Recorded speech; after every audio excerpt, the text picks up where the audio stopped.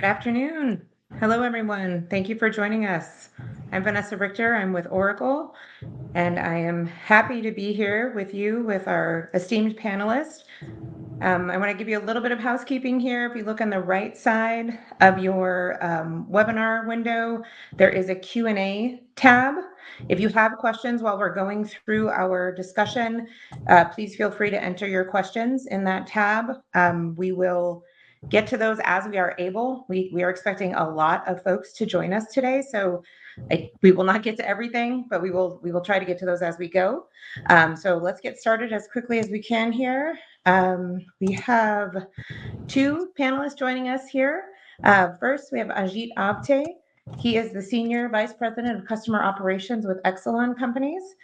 And our other esteemed panelist is Vanessa Barbarisi. She is the Senior Director of Infrastructure and Operations with Pacific Gas and Electric. Thank you both for joining me today. We are here to talk about a number of very pressing and salient topics in the utilities industry. A number of things are pressuring us as leaders in this industry: affordability, AI, technology, technical debt, investments that we need to make sure that we're meeting customer expectations. And all of these things are adding pressures to the leaders that we have in this industry. So I don't think I need to tell you both what we're facing. And I think the audience is here to see how we're going to be, how people are dealing with this and what people should be thinking about as they are making decisions at their utility. So let's just dive right in. Okay. Vanessa, the first question I have is for you. When we look at technology supporting a customer expectations, what are the primary tenets of your technology strategy as you work to put the customer experience first and foremost at PG&E? Thank you, Vanessa. You know, it really touches all of us personally. We're all utility customers, right? We're not just here as professionals. We're also on the consumer end, which is a really unique position to be in.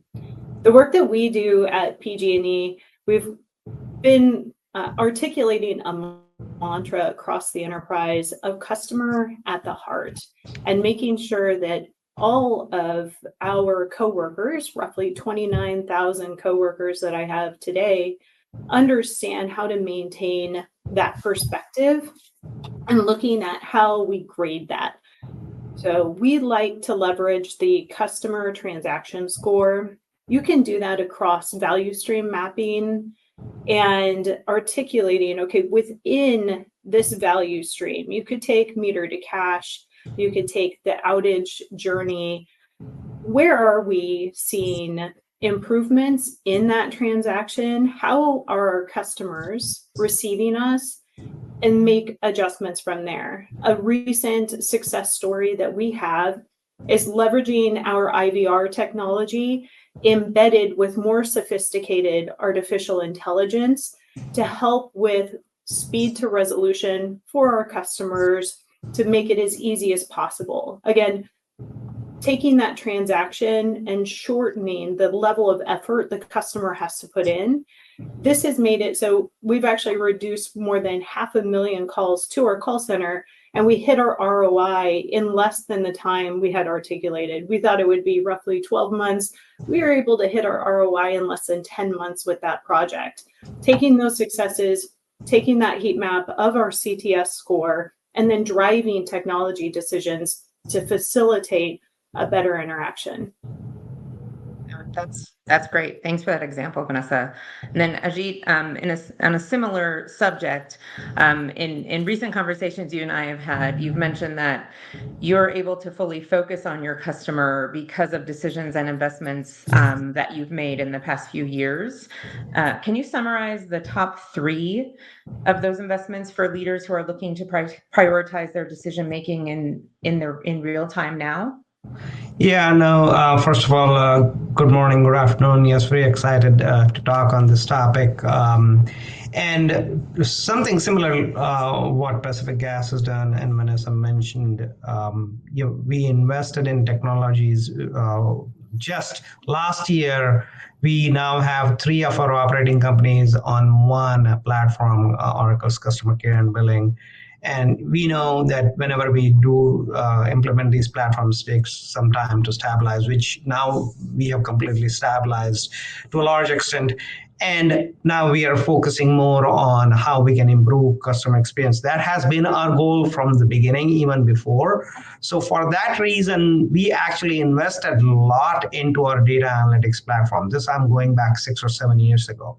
And now we have all customer data into that data analytics platform, which really has helped in multiple ways. And one of the ways which it has helped us is we have been able to predict our outages and using that one data analytics platform. And that really has helped predict the estimated time of restoration. And that has been very well received internally by our team members. That way, whenever, if it's a blue sky day or even during minor storms or major storms, we can predict outages and we can share with the customers. This is when majority of the customers would be restored. So this gives customers some kind of timeline that if they have to make arrangements, it won't go beyond certain time. And at certain time, we can predict immediately instead of waiting for 6 hours, 8 hours, 12 hours to really give that time. So that's just one of the ways we have used our data analytics platform. We have also invested in customer journeys, and I'm talking about going back into 2018, 2019. We invested in a outage customer journey. We have invested in our billing and payment customer journeys.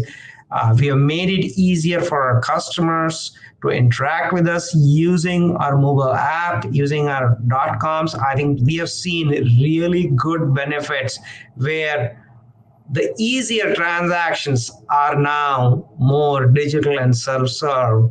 And that's how we are reducing the pressure on our care center. And now care center is handling using voice channel, care center is handling more complex transactions where we can explain the customer variety of things. So just few examples how we have used technology to help our customers. Great. And both of you mentioned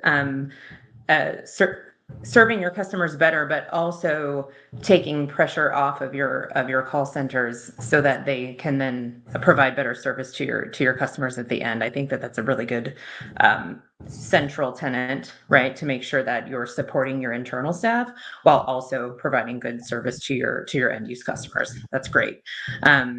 Okay, so let's switch to something that is on the mind of most customers across North America. I'll take this one to you, Ajit. As your customers face increasing economic pressures, what are your top strategies for helping them to stay engaged and feeling supported by Baltimore Gas and Electric, and then now ComEd? I know you recently switched roles. Yeah, affordability and overall energy prices top of mind everywhere. We ourselves see in our bills as well, right? And because of the inflation, all of that. There are multiple ways Exelon companies have done some real good work, and I'm very proud of that work, what we have done. We have to meet the customer where the customer is. Each customer needs may be different, and how we interact with the customer. Communication is one way, how we are helping the customers through policy, how we are rolling out variety of programs. I think there's so many ways in which we can help the customers. So I'll give you certain examples. Exelon operating companies have helped connect 520,000 eligible customers, and using variety of ways, we have helped them giving energy assistance to the tune of almost $490 million across our service territories. So how do we reach out to them? How do we register into LIHEAP programs? How do we register into state programs? How do we work with our external partners so that when customers are going to check on variety of help which is available, then we are there working with our external partners to sign them up for these programs. So those are the ways which we are helping them. In addition, we are communicating them using text messages, emails, sharing them what are the programs which are available. This year specifically, given the affordability challenges, Exelon through shareholder dollars, we gave $50 million across our service territories. Just in ComEd, it was $10 million which were shared with our customers, and that really has helped our customers reduce the impact of the affordability concerns what customers have seen. So just giving few examples how Exelon companies have helped the customers. There are technology options as well where we have helped the customers. Smart Assistance Manager is just one tool which we have at ComEd, and there are other tools which we have used in other operating companies. Assistance Finder, that's one of the tools where it's a very user-friendly online platform that empowers customers to easily find tailored assistance and saving options. So it asks a series of questions, and then based on the questions, then it suggests these are the things which you can go for. This is where you can find more help. I think it's just helping the customer in a variety of ways to make it easy for them to find the right programs. I think those are a few examples which we have done in addition to helping the customer through our shareholder funds, which $50 million, which I just mentioned. So just a few examples. Great, Ajit. That's very, very helpful. Okay, and then over to you, Vanessa. PG&E has most impressively recently been able to reduce rates for your customers. Right. Can you help us understand how you've been able to do this? And then also, I'm curious, how much of that was related to technology decisions? Yeah, I really appreciated Ajit's examples. We similarly have programs matching $50 million as well to support our customers. Again, this touches all of us. It transcends across all utilities, all markets. First, we need to look at the way PG&E operates. So while Ajit was focused on external impacts direct with the customer, we've been doing a lot of work internally. PG&E operates in a lean methodology. And within lean, you're often looking for waste. How can you reduce waste as a business to help bring that downward pressure on your bills, on your operating expenses? And we've had phenomenal results. Focusing on technology, one version of lean operating model is within SAFE, or Scaled Agile Framework, in the Value Management Office. We've rolled this operating model out to a couple of our technology teams, and within that, we're already seeing a cost avoidance between these two teams of $4 million a year, just by doing our work differently within a practice, within a sound methodology that's used not just in utilities, but across different business sectors that are using agile approach with those technologies. So that's one area. An area where we work closely with Oracle is in our billing systems. And recently we did go live with a new cloud-based billing system. And we were able to build cross-functional KPIs to enable us to even go live. We worked with internal audit, with finance, with IT, with billing operations, with credit and collections, and everybody held a component of a KPI to dictate whether or not we go live. And in that framework, we're able to make better decisions because you have less rework. You're going to have less errors when the voices can come together and support the execution of the technology, of the work you're doing. Then you're cleaner on the other end of going live. And there's many of us on this call today. I wish I could see all the faces out there that have worked in technology for a long time. We know it's not without hiccups. But taking that lean approach, taking a disciplined practice and making sure we're removing waste, that we're removing spillage, that we are able to ensure the quality, that helps prices. And that is going to help our customers as we move forward. Okay, great. Well, you just gave me a very good lead into what I wanted to talk about next. Within those recent projects with your CRM and your billing system, what are PG&E's top priorities for the customer experience, and how do you work within those various internal teams to keep the customer perspective at the forefront when you're working those projects? Yeah, I mentioned too that we have used at an enterprise level the customer at the heart mantra. And again, really getting folks to rally around that, ensuring a 10 out of 10 experience. So measuring at those various intersections of the customer touch point to see where we need to continue pivoting and adjusting the approach that we have with our technology and how it helps facilitate smoother operation. So when I think about this from a revenue generating system, from your customer information system perspective, you want to increase cash flow. You want to ensure that your days of outstanding balances are reduced, and having technology facilitates a cleaner flow with your business operations. Again, a downward pressure on your operating expenses and overall better revenue flow. So we're seeing a lot of our technology decisions really ensuring that the experience for the customer is improved because they're not having to fumble through a bill or a payment process, but that has been facilitated, measured, transacted with them. And then on the back end, you're having these business benefits. And again, holistically looking at it, these systems that we have, we're one company, and I think Ajit would be with me on this. You can't go through and start sectoring out like we have in the past. Here's this group over here, and this is programs and products over there.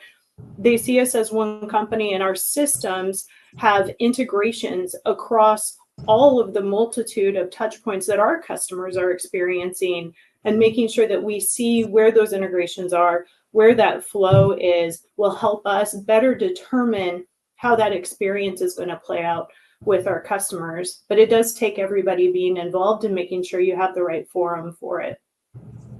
For sure. And it is challenging because we're asking customers to interact with the utility across multitudes of asks, right? And each team has a different ask, but it's just one customer at the end, right? So yes, it's a big challenge for you, and I'm glad you're working systems to keep that at the fore.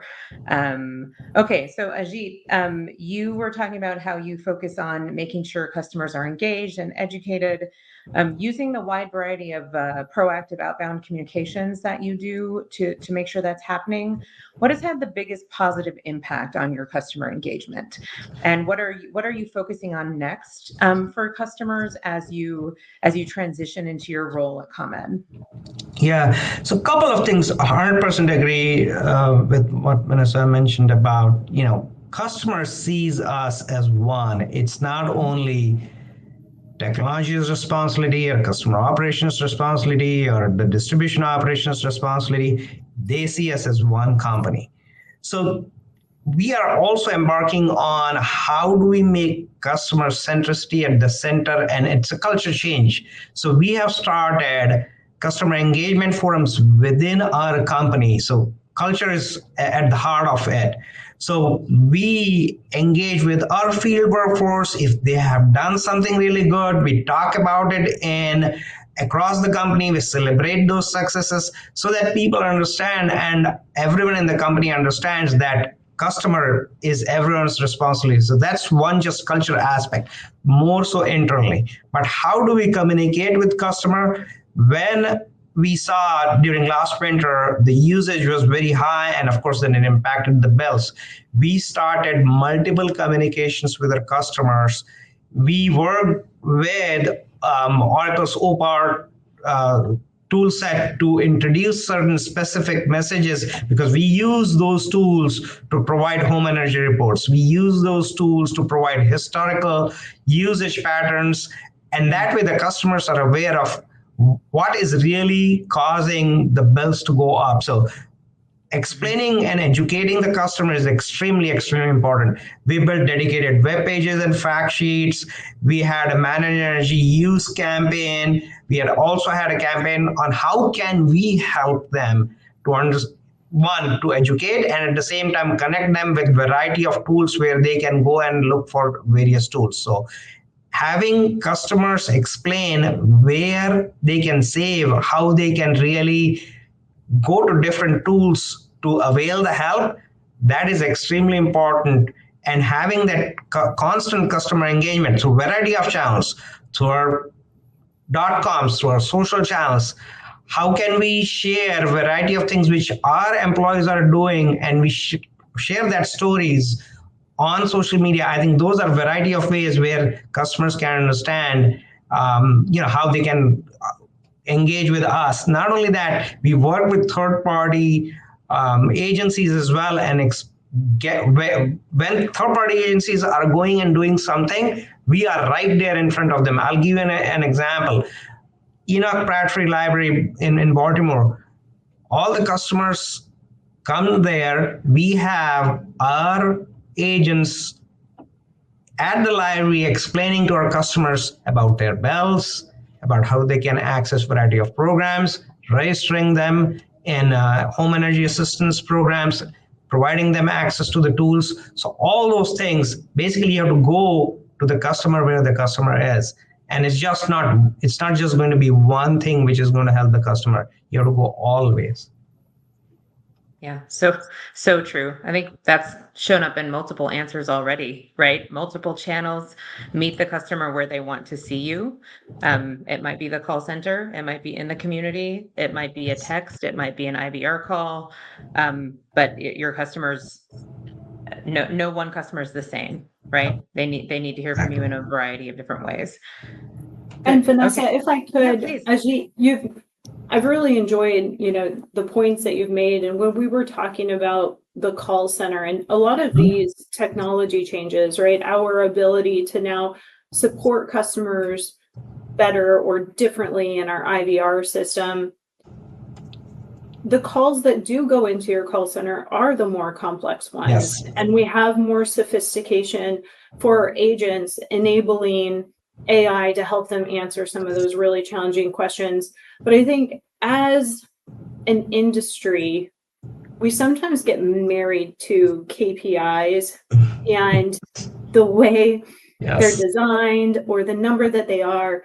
And we need to remember that as we are changing, as we are enabling these new or different ways of working, it's okay to change our KPIs. Absolutely. It's okay to say average handle time actually needs to be higher because here's this level of service, here's the benefit versus holding to an average speed of answer, an average handle time that we have just historically said, this is the right number because we believe this is the right experience. Absolutely. It's looking at all of that differently, packaging it and creating joy for our coworkers, for our employees. Absolutely. So that they're happier, they're able to have targets that are tangible. That joy is then radiated and felt by our customers. Curious, like your thoughts building on. No, absolutely. So we have a couple of years ago, I think it was in 2020, we moved to first contact resolution. And right now we are doing first contact resolution only on the voice channel. But what we are moving towards is how can we have first contact resolution across channels? So just yesterday we were talking about measuring it differently, where if a customer was on one channel and then they had to go to the voice channel, that's not a good thing. If a customer was on digital channel and they had to come back again to do the same thing because the transaction failed. So we are working towards how we can measure those differently. At the end of the day, what matters is what kind of service we are providing to the customer. Internal metrics are fine, but customer really does not care about the internal metrics. Customer cares about, was my issue resolved? If I had an issue, first of all, they care about if the issue never occurred. But if it occurred, was that issue resolved seamlessly, proactively, and in one shot? If we can go for that, that's all it matters. Right. Internal metrics are fine, right? It is affordability, but it's also the value that customers are receiving for what they're paying for. And they go hand in hand. Yes, we have to bring prices down. There are price pressures, cost pressures everywhere, and we will leverage technology and new capabilities to do so. And in that effort, we will provide better service to our customers and ensure that their perception of what they're receiving continues to improve, Absolutely. and they see the value of continuing to invest in your company, in their utility. Absolutely. Yes. Sorry, Yeah. Vanessa. No, don't be sorry. That was a really good point to dig in on. I think that the old KPI of reducing handle time is it's a really good one to highlight, because as we get better and better of providing digital self-service tools for folks, those easy short calls are being handled by online, right? Yep. Like nobody's calling for those easy short things that they can handle with self-service, right? Your call center folks should not be handling those calls. People are doing it online because it's easy, and we've made it easy, and that's a success for us, right? So now the more in-depth calls that take longer are the ones that your call center folks are needing to handle, and that's what we want them to do. Okay, so the next topic, I don't know if anyone's heard anyone talking about AI, big data. Are people talking about that lately? I'm going to switch over to that. I'll start with you, Ajit. With the increased computing and capabilities of AI, where are you all leveraging AI and machine learning in your business today? And where do you see that increasing to improve the customer experience and or to reduce your operating costs in the future? Right. No, AI certainly absolutely a fabulous technology, and we started looking into a variety of ways where we can use that technology.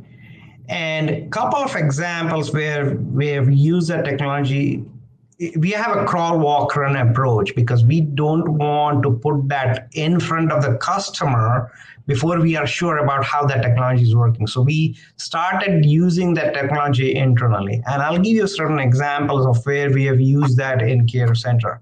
So in Care Center specifically, when an agent comes in, they have to learn so many things, and all that knowledge is in a repository. When a call comes in, a new Care Center agent does not necessarily know everything, right? I mean, it's just not possible to know each and every operational aspect of the utility. It's extremely difficult. As they get trained over the years, they gain the knowledge, that's fine. But we have knowledge repositories, and what we did is, using AI, we built a tool where if call is coming in, at that time, the agent can type in exactly what the customer is asking, and then this tool goes and scans through, using GenAI, scans through all the knowledge repository and provides in a very easy format, provides the answers where the agent can go and look at that. So this is just one example. That because of that, one, it reduces pressure on the agent, because now the agent has this tool available. Second, the customer does not have to wait while the agent is trying to find the answers. They are just one. Another, which we are just launching right now, after the call is over, what we do is take that call, and using GenAI, we summarize that call. And we take the summary of that call and attach to that particular contact of that customer. That way, next time when a customer calls, that summary is already available. So we're just launching that. A third way where we launched this about maybe 6 or 8 weeks ago. A lot of the times customers interact with us variety of ways. At times they just send us an email. And once that email is sent, this tool reads that email and creates an answer, a response for the customer. The agent has to go and see the response, tweak wherever they want to, and then send that response out. We have seen reduction in the time in which agents are able to respond to that. And that way, one, again, reduces the pressure on the agent, the customer gets faster response. So just few examples where we have used AI in Care Center. We have also used AI for safety-related applications to analyze where things are not working right. So we have done that as well. We've used AI to, when we have to respond to any kind of data requests coming from, variety of data requests coming from staff or commission, and we had created documents, when we submitted our case, using AI, we can again summarize and ask that, and then it just basically reads through all those documents and provides, okay, this is what we had submitted. So that helps, again, increase productivity of our internal employees as well as agents. So just a few examples we have used AI, and we have to keep in mind that we have to train the model to make it better and better and better. So don't assume that it's just going to give the exact same thing what you are expecting right at the first shot. You have to work with the end user to continuously improve the models and train the models to get better answers. So just a few examples where we use that. Okay, and then switching over to you, Vanessa, at PG&E, as you work through your technical debt, are there decisions or considerations you are making today to help you leapfrog so you're ready to take advantage of future AI and machine learning capabilities throughout your business? Yeah. So Vanessa, I want to address that question. I also want to acknowledge that I see the sentiment in the questions we're receiving from the audience and really doubling down on how we're reducing costs. I know that there's a big play around resourcing. That's always going to be a play for O&M, but really making sure, folks will hear Patty Poppy talk a lot about beneficial load growth and how we're able to grow within our service territory, leveraging the assets that we have, and that helps all of us. And then I'm going to come back to your question, Vanessa, because it's a good one. It's around technical debt. It's what we're doing. How are we working within the systems that we have to reduce those costs, leverage new areas, learn, grow our skills, and be able to facilitate and transact as a company better.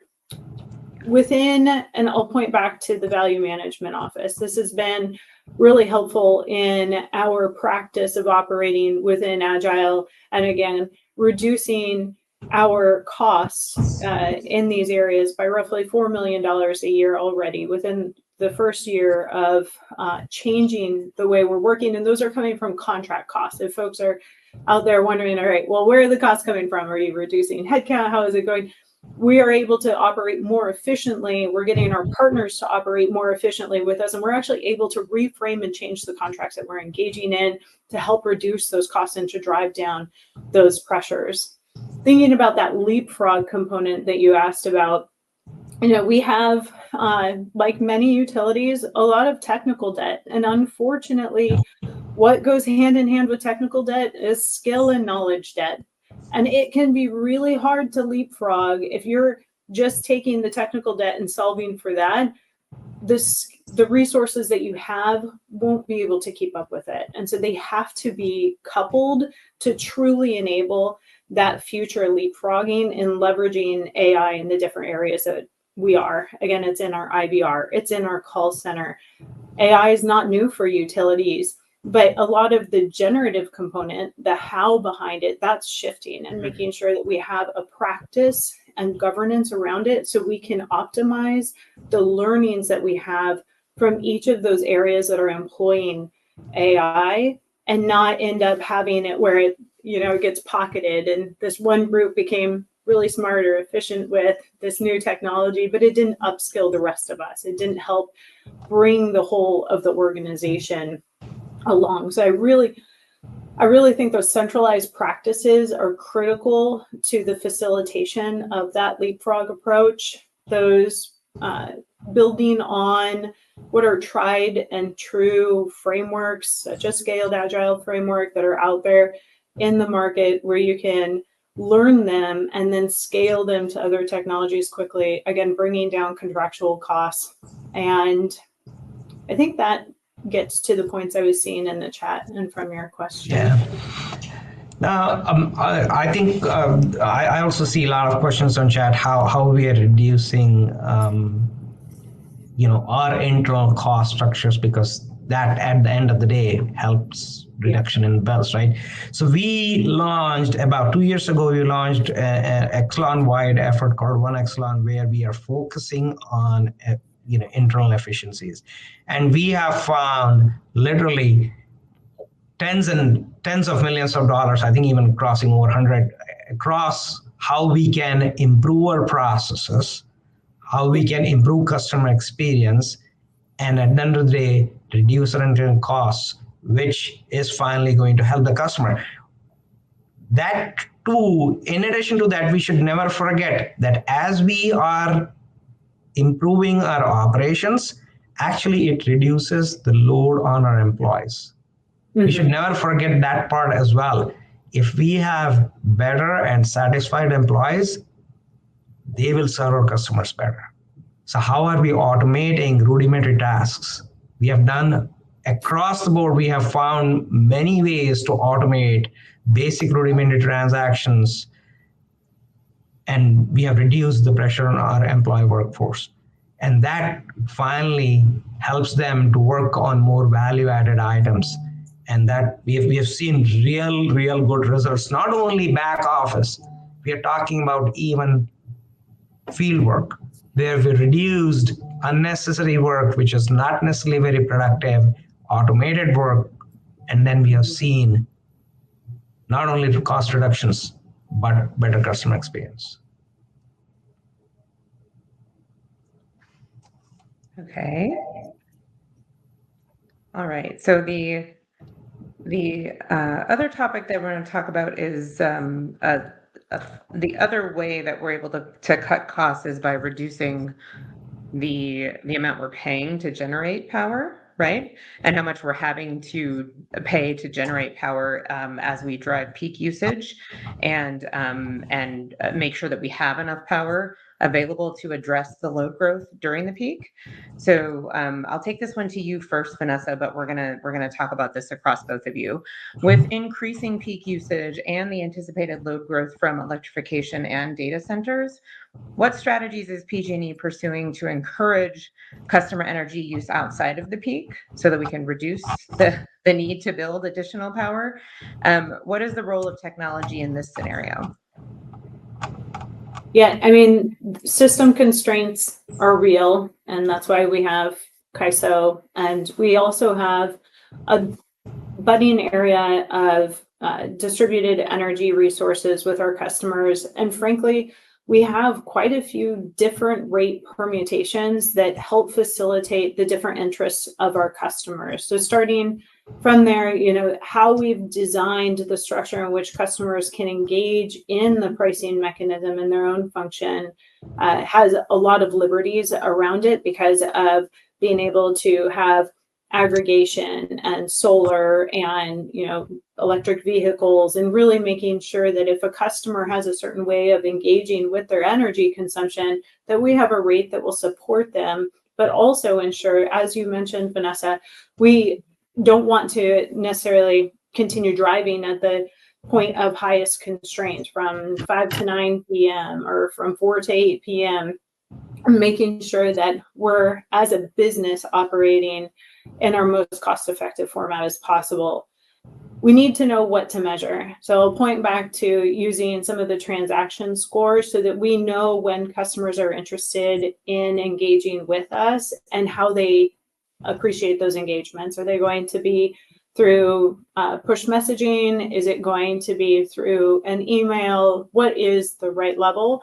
Or is it an engagement and an awareness strategy, and then we leave it with the customer? There are also various demand response programs that you can have customers sign up, and then you have the opportunity to adjust the thermostat or to find other ways to control the consumption behind the meter that can help reduce in those costs. But when it comes down to it, this day and age, all customers expect personalization, and we need to leverage the technology that we have, these ways of engaging, these multitude of offerings, and ensure that the technology we're using to facilitate those interactions is allowing for the personalization for the customer on the end. With over 16 million customers in our service territory, that's a lot of personalization. That's a lot of data. And going through to provide those right dynamic cues to our customers, that's an area we're continuing to work in and to adjust and to improve and leverage learnings from our peers and partners across the industry. Similar to what Ajit, I'm excited to hear your response to this and how we facilitate all of that. So it's not perfect yet, but we're getting there. The offerings are out there. Again, it's harnessing it to make sure the customer is able to receive it and act on it. Yeah. No, I agree. There are a few things what we have seen, how we are helping customers. Of course, generation costs, the demand is exploding, no questions about that. Manufacturing data centers, all of that, sure. But we take it very seriously on how can we help the customer in those times. So we have offered them time of use programs where customers, we can send signals to the customer that, hey, right now the price of the electricity is high, you can drop the usage. And that has helped customers. We have peak time savings programs.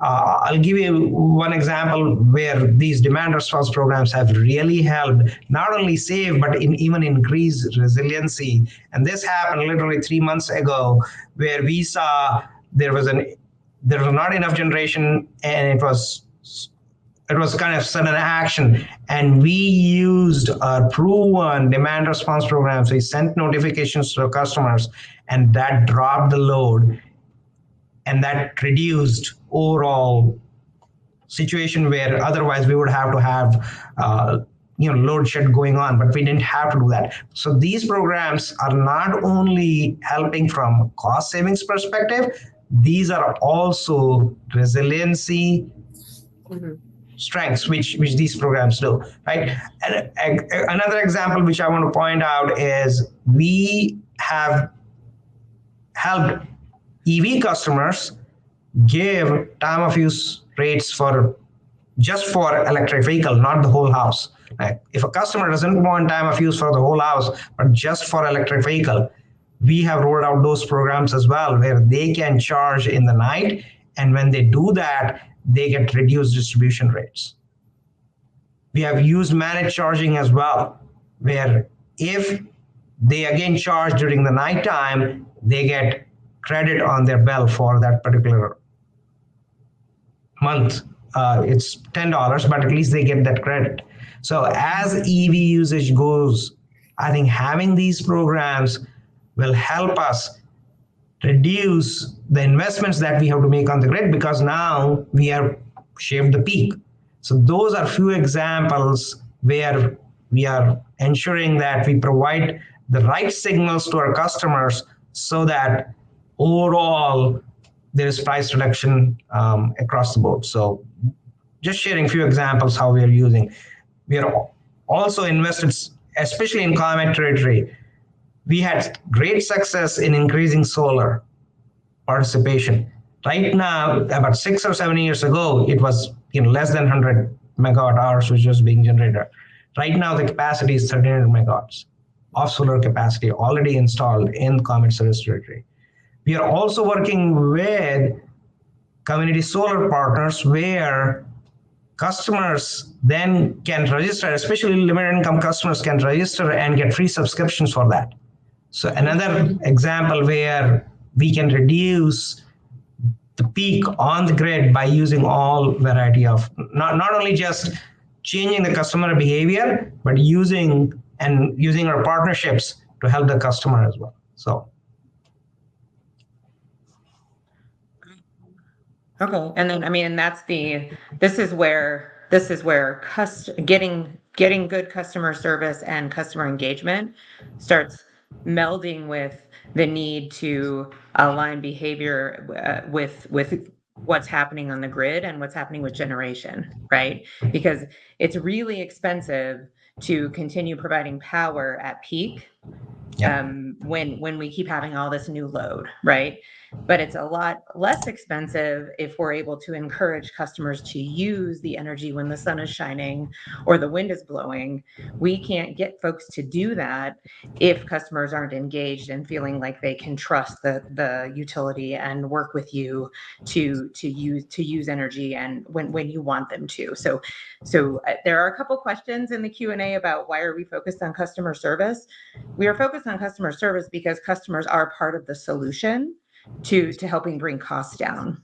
It's a really different way of thinking. We didn't think this 10 or 15 years ago, but we really need customers to be part of the solution with bringing the cost down across the load curve and the cost of energy in the peak. So it's something that is coming up a lot more, and it's why we're talking in this forum about both cost of customer service and grid. You don't see this in the same forum often, but we have to bring those two things together if we're gonna solve the cost issue.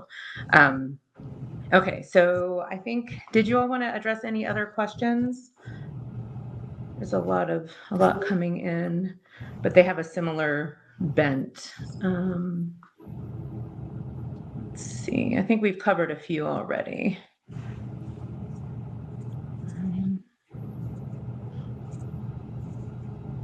Yeah. There's a question about AMI. Yeah, did you want to address there was. I can answer. Yes. So across Exelon, we have AMI penetration in all our territories. Yes, we are using AMI to certainly use disaggregation to find out, where the EV customers are. But at the same time, we also work with our partners to, state agencies to see, where the EVs are. And certainly we use AMI plus at the same time we go with our state partners to find out where our electric vehicles are, and variety of ways, not just one way. Okay. All right. Okay, so we have about 10 minutes left. I'll take this to you, Ajit. As we wrap up, what is the top focus area that you would suggest your peers focus on in the next 6 to 12 months to make sure that their utility is positioned well to support their customers through this highly transitional time in the industry and the economy? Couple of things I would like to point out, three mainly. How are we educating the customer on this whole energy transition? I think that is extremely important. So sharing what is happening, sharing where the costs are, explaining the whole thing, I think that's extremely important. Mm-hmm. How are we advocating for increased generation? How are we advocating for the right policies so that we help limited income customers, moderate, income qualified customers? I think getting the right programs in place is extremely important. So getting the right policies, so working with all the stakeholders to get that. And at the same time, last, I would say devising variety of programs we just talked about, using technology, helping our own internal team members to become more efficient, having different programs which help different customers different ways. I think continuously innovating to help the customer. I think those are the three items, the policy front, education front, and then using technology to make ourselves more efficient and having variety of programs and meeting the customer where the customer is. Those are the three different ways I would say which we should focus on. And it's not going to be done in 1 month, 2 months, 6 months. We have to be at it all the time to get where the customer is satisfied and it helps the customer. Great. Okay. Same question to you, Vanessa. Where would you suggest that your peers focus?